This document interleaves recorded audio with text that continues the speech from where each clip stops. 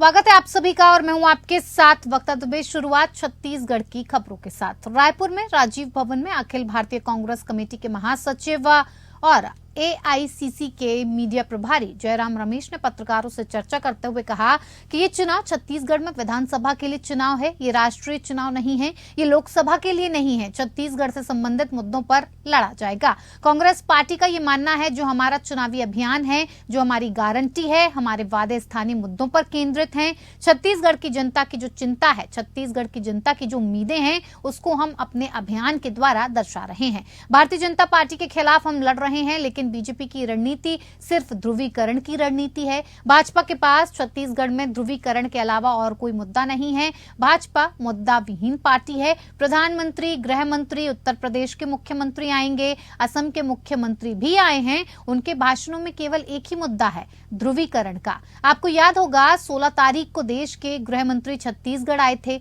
18 तारीख को असम के मुख्यमंत्री आए थे। उनके चुनावी भाषणों के खिलाफ कांग्रेस पार्टी ने चुनाव आयोग को एक मेमोरेंडम पेश किया है। हमने शिकायत की है। मैं चीफ इलेक्शन कमिश्नर से मिलने खुद गया था। उन्होंने नोटिस असम के मुख्यमंत्री को दिया है, जो कवर्धा में उनका भाषण था। हालांकि गृह मंत्री के बारे में अब तक कोई कार्यवाही नहीं की गई है, पर हम उम्मीद करते हैं कि गृह मंत्री के भाषण पर उनको जो कार्यवाही करनी है वो करेंगे। ध्रुवीकरण के अलावा भाजपा के पास और कोई मुद्दा नहीं है।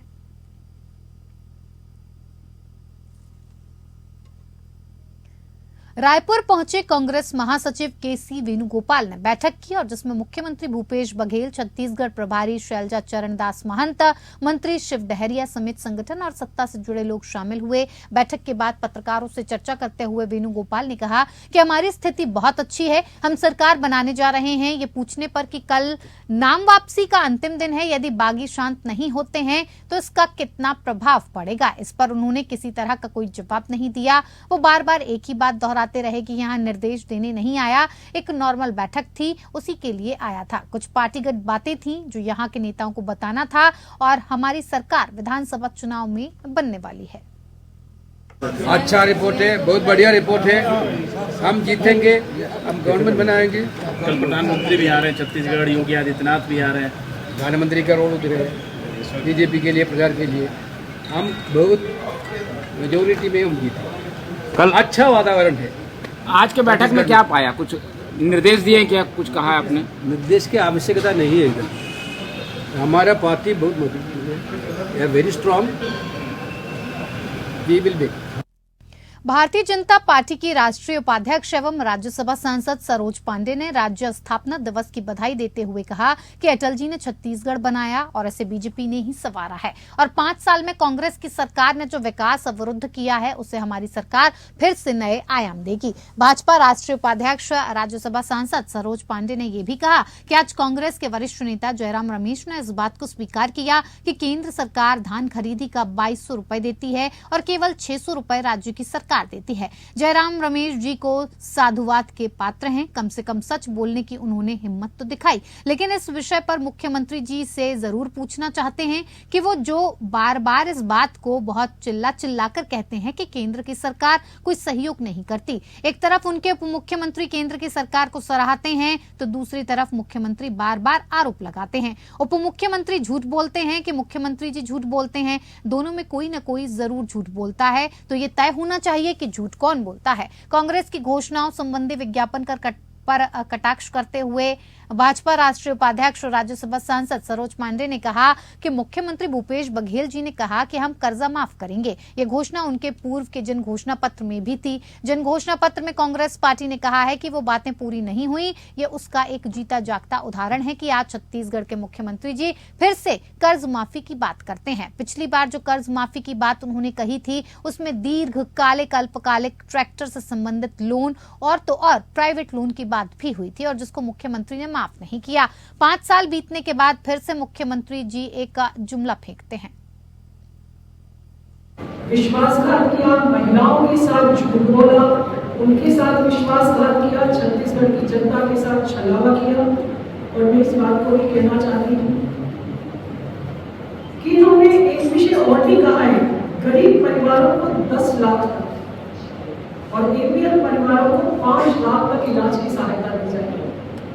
जब देश के प्रधानमंत्री जी ने आयुष्मान भारत योजना शुरू किया तो यहाँ पर बाकी विषयों को फिर से लीपापोती की और अब कहते हैं कि हम 10 लाख लोगों को, गरीब परिवारों को इलाज की सुविधा दें। कम से कम जनता की मूलभूत चीजों पर राजनीति नहीं होनी चाहिए। यहाँ पर भी राजनीति 5 सालों में कांग्रेस पार्टी ने अपने जन घोषणा पत्र को पूरा नहीं किया, झूठ बोला, लगातार जनता के साथ विश्वासघात किया और छत्तीसगढ़ की जनता के साथ किए वादे से मुकरते हुए छत्तीसगढ़ को डुबाने का काम किया। अब खबर रायपुर से, जहां जैसे जैसे मतदान की तारीख नजदीक आती जा रही है वैसे वैसे पार्टियां और उनके प्रत्याशी का प्रचार प्रसार भी जोरों पर चल रहा है। हम यहां बात कर रहे हैं रायपुर उत्तर विधानसभा की, जहां पर अभी वर्तमान में त्रिकोण की संघर्ष दिखाई दे रहा है। कांग्रेस से बागी हुए अजीत कुकरेजा अभी तक मैदान में हैं। आज नाम वापसी का दिन है, हो सकता है कि वो नाम वापस ले लें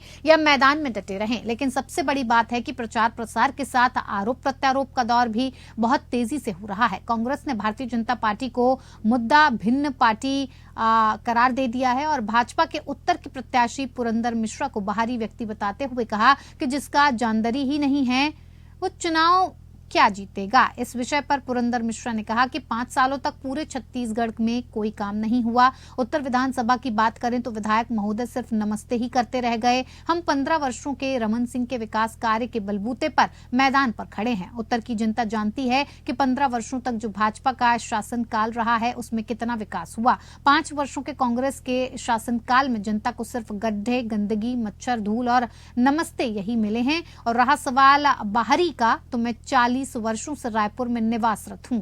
यहां के लोगों से मेरे पारिवारिक संबंध हैं, ये शायद कांग्रेस के प्रत्याशी जानते नहीं। 5 साल में जो इन्होंने काम किया है उस सब का यदि परिदृश्य देखें तो जनता इनको नकार चुकी है।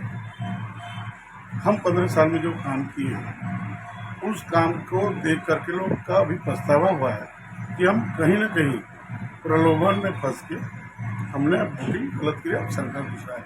अभी जहाँ भी जाइए उत्तर विधानसभा में परिवर्तन का लहरा दिखेगा। मैं सभी आपके माध्यम से सभी मतदाता भाई बहनों से निवेदन करता हूँ कि जो काम हम 15 साल पहले किए, अटल जी ने हमको तो छत्तीसगढ़ दिया, उसको हम सुसज्जित करके जनता के सामने पेश किए, उसकी दुर्गति हो गई। उसकी रक्षा करने के लिए हमको वोट कीजिए। हम आने वाले 5 साल में आपको वही छत्तीसगढ़ देंगे जो हमने स्थापना की। इधर मध्य प्रदेश में विधानसभा चुनाव के लिए अब बहुत कम समय बाकी है, तो वहीं नामांकन वापस लेने का आज आखिरी दिन है। ऐसे में बागियों को मनाने का दौर जारी है और इस बीच पूर्व मुख्यमंत्री और पीसीसी चीफ कमलनाथ का बड़ा बयान सामने आया। कांग्रेस से बागी हुए निर्दलीय बने प्रत्याशियों पर कमलनाथ ने बड़ा बयान दिया है।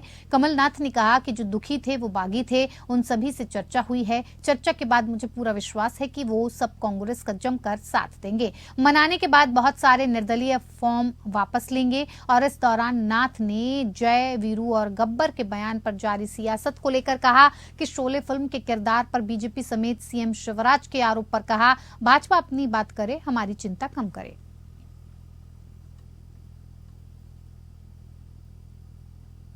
इधर नामांकन फॉर्म जमा करने के बाद से ही लगातार चाहे कांग्रेस हो या फिर बीजेपी के शीर्ष नेता बागी प्रत्याशियों को मनाते हुए नजर आए। जबलपुर नगर निगम नेता प्रतिपक्ष को मनाने के लिए मुख्यमंत्री शिवराज सिंह चौहान स्वयं जबलपुर आ गए, तो वहीं दूसरी तरफ कांग्रेस से नाराज होकर निर्दलीय चुनाव लड़ने वाले प्रत्याशियों को मनाने का जिम्मा कांग्रेस ने राज्यसभा सांसद विवेक तन्खा को दिया गया है। हालांकि इसमें कुछ मान गए, लेकिन कुछ ऐसे भी दिखे जो कि नाराज रहे और उनका चुनाव लड़ने का मूड नहीं बदला। ऐसे में कांग्रेस का दावा है कि अभी भी जो लोग नाराज हैं उन्हें कल तक मना लिया जाएगा। जबलपुर नगर निगम नेता प्रतिपक्ष और 4 बार के एमआईसी सदस्य रहे कमलेश अग्रवाल उत्तर मध्य विधानसभा से टिकट न मिलने के बाद नाराज हो गए थे। उन्होंने नामांकन फॉर्म खरीदा और निर्दलीय चुनाव लड़ने का ऐलान कर दिया। स्थानीय स्तर पर भाजपा नेता कमलेश अग्रवाल को मनाते रहे, लेकिन वो नहीं माने। कमलेश अग्रवाल की नाराजगी प्रदेश संगठन पहुंची, तो ऐसे ऐसे में मुख्यमंत्री शिवराज सिंह चौहान ने स्वयं नाराज नेता प्रतिपक्ष को मनाने का बीड़ा उठाया। सीएम जब डिंडोरी और सिवनी जिले के दौरे में थे, उस दौरान उन्होंने एयरपोर्ट पर कमलेश अग्रवाल को फोन लगाकर बुलाया और उनसे मुलाकात की। सीएम के आग्रह को कमलेश अग्रवाल ने भी मान लिया और अब उन्होंने कहा कि वो चुनाव नहीं लड़ेंगे और भाजपा की सरकार बनाने में मदद करेंगे। ऐसा नहीं कि नाराजगी सिर्फ भाजपा में ही थी, कांग्रेस में नाराज नेताओं की लिस्ट लंबी है। टिकट न मिलने के कारण कई नेता नाराज हैं। इनको मनाने का जिम्मा राज्यसभा सांसद विवेक तनखा को दिया गया है। विवेक तनखा नगर अध्यक्ष जगत बहादुर सिंह अन्नू और ग्रामीण अध्यक्ष नीलेश जैन के साथ नाराज कार्यकर्ताओं के घर पहुंचे और उन्हें मनाया। खबर मध्य प्रदेश से, जहां कमलनाथ ने गौ और नर्मदा संरक्षण के लिए घोषणाएं की हैं। छत्तीसगढ़ की तर्ज पर 2 रुपए किलो गोबर खरीदने का ऐलान किया गया। मां नर्मदा संरक्षण अधिनियम बनाने की भी घोषणा की गई है। कमलनाथ ने ट्वीट कर प्रदेश की जनता से ये वादा किया है।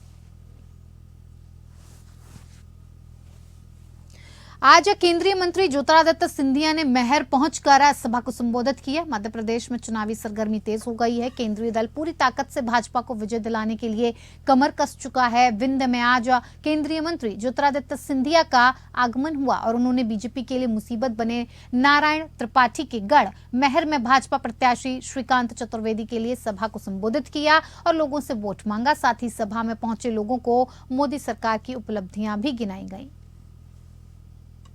फिर से मैं आया हूँ जी, माँ शारदा का आशीर्वाद ग्रहण करके मैं आया हूँ जी। हम ज्योतिष नहीं हैं, और इतना मैं पूर्ण विश्वास से आपको कह रहा हूँ। 3 दिसंबर को आप देख लीजिए, जो 17 नवंबर पर आप और हम पूरे क्षेत्र के लोग आशीर्वाद प्रदान करेंगे। मतदाता एक रूप से भगवान होता है। मतदाता जो आशीर्वाद प्रदान करेगा, भारतीय जनता पार्टी का कमल का फूल हर विधानसभा में और विधानसभा के अंतर मध्य प्रदेश में बीजेपी की सरकार पूर्ण बहुमत के साथ। इधर कांग्रेस प्रदेश उपाध्यक्ष भूपेंद्र गुप्ता ने प्रेस कॉन्फ्रेंस कर कहा कि बीजेपी नेता चुनावी दौरे में रोज झूठ बोल रहे हैं। सीएम शिवराज बोल रहे हैं कि प्रदेश में किसानों की कर्ज माफी नहीं हुई। विधानसभा में इनके मंत्री ने माना था कि किसानों का कर्ज माफ हुआ है। प्रदेश सरकार ने खुद कई योजनाओं को बंद किया। सीएम शिवराज बोल रहे हैं कि कमलनाथ ने तीर्थ दर्शन योजना बंद कर दी थी, जबकि ये झूठ है। जनता के अंदर बीजेपी नेता जहर घोल रहे हैं। 26 अगस्त 2019 को कमलनाथ सरकार ने तीर्थ दर्शन योजना के अंतर्गत 3600 लोगों को भेजा। सरकार ने तीर्थ दर्शन योजना का कार्यक्रम उस समय जारी किया था जब बीजेपी नेता रोज जनता में भ्रम फैला रहे हैं। कमलनाथ सरकार ने अपने 1.5 साल के कार्यकाल में 3 बार तीर्थ यात्रा को श्रद्धालुओं को भेजा है। बीजेपी नेता इतना झूठ बोल चुके हैं कि अब कौवा भी उन्हें काटने से डरेगा। इधर मध्य प्रदेश के पूर्व मुख्यमंत्री दिग्विजय सिंह विधानसभा चुनाव से पहले पार्टी आला कमान को लगातार हराने वाली सीटों की रिपोर्ट दे चुके हैं। करीब 66 से अधिक सीटों की रिपोर्ट के आधार पर कांग्रेस ने प्रत्याशी भी उतार दिए हैं। अब दिग्विजय सिंह को रिपोर्ट के बाद चुनाव जिताने की भी जिम्मेदारी दी गई है। 66 सीटों पर फिर से दिग्विजय सिंह सक्रिय होंगे। दावा ये किया जा रहा है कि कांग्रेस की ये बड़ी रणनीति है और जिसके जरिए विधानसभा चुनाव में जिताने की कोशिश की जा रही है। चुनाव से 15 दिन पहले दिग्विजय सिंह लगातार हारी हुई सीटों के दौरे करेंगे और इसकी शुरुआत कल से ही हो जाएगी। दिग्विजय सिंह खातेगांव और बागली सीट पर बैठक करेंगे और पिछले कई चुनाव से खातेगांव और बागली सीट से कांग्रेस को लगातार हार मिल रही है। कांग्रेस के स्थानीय कार्यकर्ताओं को एकजुट और संगठन को मजबूत करने की कोशिश दिग्विजय सिंह की रहेगी। दिग्विजय सिंह के दौरे को लेकर कांग्रेस मीडिया विभाग के अध्यक्ष के मिश्रा ने कहा कि दिग्विजय सिंह के अलावा कमलनाथ और सुरजेवाला भी दौरे करेंगे। बिहार के किशनगंज जिले की, जहां पहले ट्रैफिक थाने का एसडीपीओ और डीएसपी ने संयुक्त रूप से फीता काटकर उद्घाटन किया। मौके पर सभी ट्रैफिक पुलिस भी ट्रैफिक ड्रेस में मौजूद दिखाई दिए और डीएसपी ने बताया कि मुख्यालय के निर्देश पर बिहार के 28 जिले में ट्रैफिक थाने की शुरुआत हो रही है और जिसमें किशनगंज भी है। पूर्व में 42 पुलिस जवान मौजूद थे और इसके अलावा कार्यालय में 85 सिपाही हैं, जिनको भी ट्रैफिक के कामों में लगाया जाएगा। शहर के जाम वाले पॉइंट को जहां डायवर्जन की जरूरत है उनको चिन्हित करके वन वे सहित कई जरूरी बदलाव भी किए जाएंगे। के आदेश के आलोक में हम लोगों ने किशनगंज जिले में यातायात थाना का स्थापना किया है और पूरे बिहार में भी वर्तमान में पूर्व से जो थाने चल रहे थे उसके अलावा 28 जिलों में नए थाने स्थापित किए गए, जिसमें किशनगंज भी है। इसके लिए पहले से भी हमारे पास लगभग 42 जवान अलग से ट्रैफिक में थे। उसके अलावा हमने जो ऑफिस में कार्यरत सिपाही हैं लगभग 85 के आसपास, उनसे भी मतलब अल्टरनेटिव डे में या अल्टरनेटिव सप्ताह में हम लोग लेते हैं ड्यूटी, वो सब भी ड्यूटी कर रहे हैं। इसके अलावा भी व्हीकल है हमारे पास, और ट्रैफिक इंस्पेक्टर जो पूर्व से थे वो हमारे SHO होंगे इस थाना के, और जो भी आवश्यक कार्रवाई होगी या कार्य होगी उसे हम लोग विधिवत तरीके से करेंगे। ये पूरे जिले कार्य क्षेत्र? जी बिल्कुल, पूरे जिले में होगा इसका कार्य क्षेत्र, और जो भी FIR है यहाँ भी हो सकता है, या संबंधित थाना में, जैसे टेढ़ागाछ थाना है यहाँ से 60 किलोमीटर या 50 किलोमीटर के डिस्टेंस पे, तो व्यक्ति के पास ये सुविधा होगी, अगर वो चाहे तो वहाँ भी कर सकते हैं, अगर उन्हें कोई इशू है तो यहाँ भी कर सकते हैं, जैसे महिला थाना या SC/ST थाना में पूर्व से होता रहा है। अल्टीमेटम के बाद भी मांगों पर विचार नहीं किए जाने से राष्ट्रीय कांग्रेस पार्टी ने हेमंत सरकार से समर्थन वापस ले लिया है। पार्टी की ओर से जल्द ही समर्थन वापसी का पत्र राज्यपाल को सौंपा जाएगा। ये घोषणा एनसीपी के प्रदेश अध्यक्ष सह विधायक कमलेश कुमार सिंह ने अपने आवास पर पत्रकारों से बातचीत करते हुए कही। हालांकि एनसीपी की समर्थन वापसी से हेमंत सरकार की सेहत पर कोई असर नहीं पड़ेगा। सिंह ने कहा कि राज्य सरकार से लगातार हुसैनाबाद को जिले का दर्जा देने, बालू घाटों की बंदोबस्ती करने, पलामू जिले के 5 अंचलों के त्रुटिपूर्ण सर्वे के ऑनलाइन प्रविष्टियों को ठीक करने व अधिकारियों की पदस्थापना की मांग की गई। अब तक सिर्फ आश्वासन ही दिया गया है, एक भी समस्या का समाधान जानबूझकर मुख्यमंत्री हेमंत सोरेन ने नहीं किया। हुसैनाबाद से पलामू के जिला मुख्यालय की दूरी 90 किलोमीटर है। लोगों को कठिनाइयों का सामना करना पड़ता है। उन्होंने कहा कि बालू घाटों की बंदोबस्ती नहीं होने से PM आवास के लाभुक मकान नहीं बना पा रहे हैं। ऊपर से अधिकारी उन्हें केस करने की धमकी दे रहे हैं। हुसैनाबाद में 2 माह से SDPO का पद प्रभार में चल रहा है। हुसैनाबाद, हरिहरगंज के प्रखंड कार्यालय के अलावा अन्य विभागों में अधिकारी नहीं हैं। इन समस्याओं का समाधान नहीं होने की वजह से सरकार के साथ बने रहने का कोई औचित्य नहीं है, और यही वजह है कि सरकार का साथ छोड़कर आंदोलन का रास्ता अख्तियार करने के लिए विवश होना पड़ रहा है।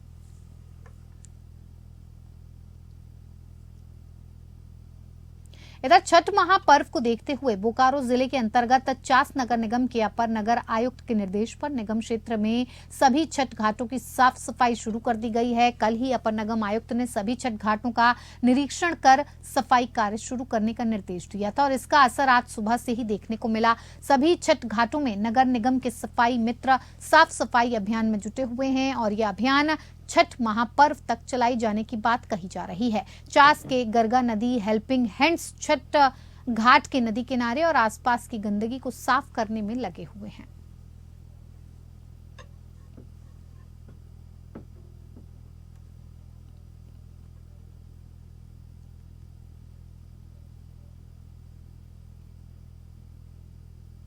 घाट के त्यौहार के मौके के लिए छठ घाट की तैयारी चास नगर निगम की ओर से पूरा जोर शोर से किया जा रहा है, और ये जब तक पूजा है तब तक ये सफाई कार्य होगा। अधिकतर जितने भी घाट नगर निगम के अंतर्गत आते हैं लगभग सभी में सफाई कार्य किया जा रहा है, अब पूरे जोर शोर से किया जा रहा है।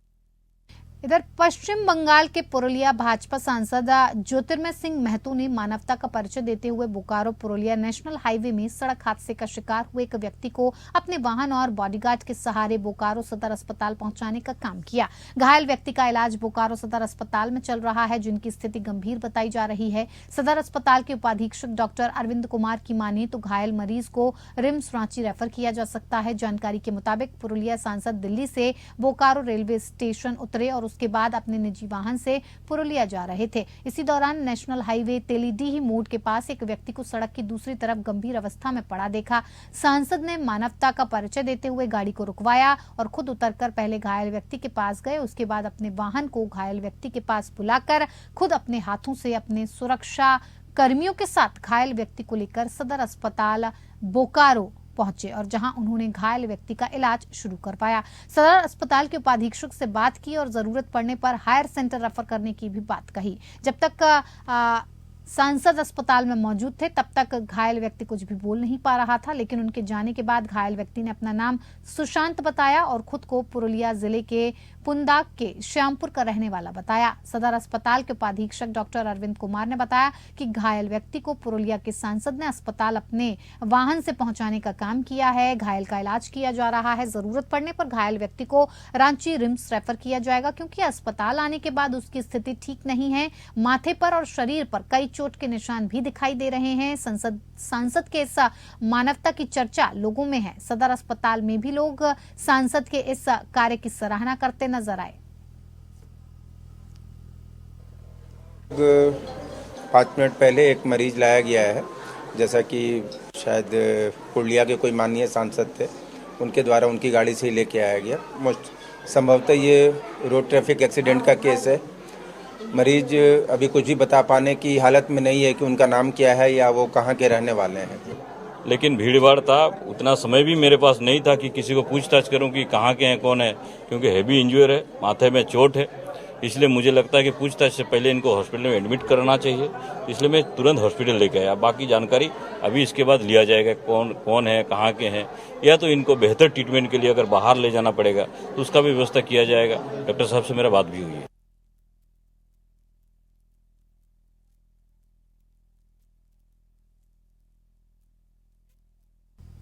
तो झारखंड से मानवता का परिचय देते हुए एक ये जो पूरा किस्सा है ये सामने आया है। पुरुलिया के सांसद को रास्ते में आते वक्त एक घायल व्यक्ति सड़क के किनारे मिला और जिसे उन्होंने अपने निजी वाहन में लिटाकर बैठाकर और उसको वहां तक पहुंचाया और डॉक्टर्स के साथ बातचीत करने पर यह भी आश्वासन दिया गया कि अगर जरूरत पड़ी तो घायल व्यक्ति को रांची रिम्स भी रेफर किया जा सकता है, क्योंकि अस्पताल आने के बाद बताया जा रहा है कि उसकी स्थिति ठीक नहीं है। उसके माथे पर, उसके शरीर पर कई तरह के चोट के निशान भी पाए गए हैं और सांसद के इस मानवता की चर्चा का जो ये पूरा किस्सा है वो लोगों में अब दिखाई दे रहा है। सदर अस्पताल में भी लोग सांसद के इस कार्य की सराहना करते हुए नजर आ रहे हैं। साथ ही साथ डॉक्टर्स का कहना है कि इस पूरी घटना को देखते हुए, घायल व्यक्ति को देखते हुए ये साफ समझा जा रहा है कि ये कोई एक्सीडेंट का मामला है और उसकी हालत काफी गंभीर है।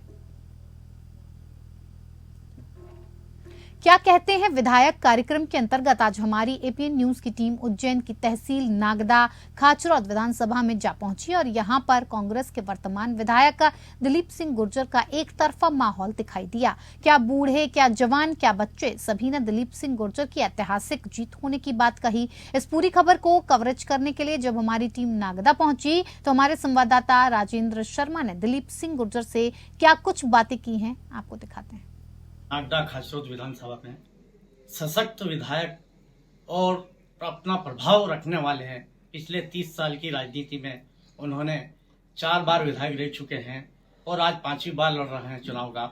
लेकिन हम विधायक दिलीप गुर्जर जी से चर्चा करना चाहेंगे कि नागदा और खाचरौद के विकास के लिए वो क्या करेंगे और क्या योजनाएं हैं उनकी। आइए बात करते हैं। विधायक जी बताइए कि नागदा खाचरौद के विकास के लिए आपकी क्या योजना है? अभी योजना मेरे कार्यकाल में ही स्वीकृत हुई थी और हमारा पूरा प्रयास है कि जिस प्रकार हमने नागदा को जिला बनाने का उद्देश्य लेके चल रहे हैं, कांग्रेस सरकार आएगी, जिला बनेगा।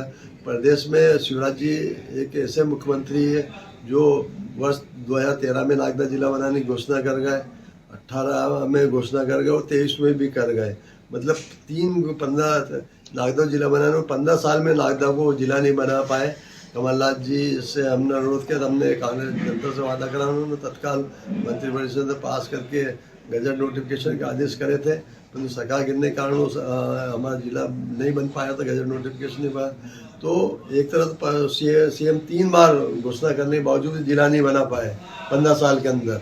तो निश्चित रूप से पूरे प्रदेश में इन्होंने कितनी घोषणाएं करी जो पूरी नहीं हो पाई होगी। इसलिए जनता को शिवराज जी एक घोषणा करते हैं, दूसरी घोषणा भूल जाते हैं। तो निश्चित रूप से हम कमलनाथ जी मुख्यमंत्री बनेंगे, हम नागदा जिला बनाएंगे तो बहुत सारे काम, क्योंकि अधिकांश शासकीय भूमि अगर खाचरौद साइड में है तो हमारा पूरा प्रयास रहेगा कि चाहे मेडिकल कॉलेज, इंजीनियरिंग कॉलेज इस क्षेत्र में आए, जिससे नागदा खाचरौद का समान रूप से विकास होगा। कांग्रेस की सरकार अगर बनती है तो आपका इसमें क्या दायित्व रहेगा और क्या अहम भूमिका रहेगी, बताएं थोड़ा सा। निश्चित रूप से ये हमारे लिए बड़े गर्व की बात होगी कि प्रदेश में कांग्रेस की सरकार बने। कि हम चाहते हैं कि जनता के हित में काम हो। हम इस बात के लिए प्रयास करेंगे कि हमारे क्षेत्र में जो जो समस्या है। ये थे विधायक दिलीप गुर्जर जी नागदा खसरोद तहसील के, लेकिन इन्होंने बताया है कि हम अपनी सरकार बनाएंगे तो जनता के प्रति खूब दायित्व निभाएंगे और उनको बहुत सौगातें देंगे, जिसमें मुख्य रूप से चिकित्सा और शिक्षा रहेगी। कैमरामैन शमशाद खान के साथ राजेंद्र शर्मा, APN न्यूज।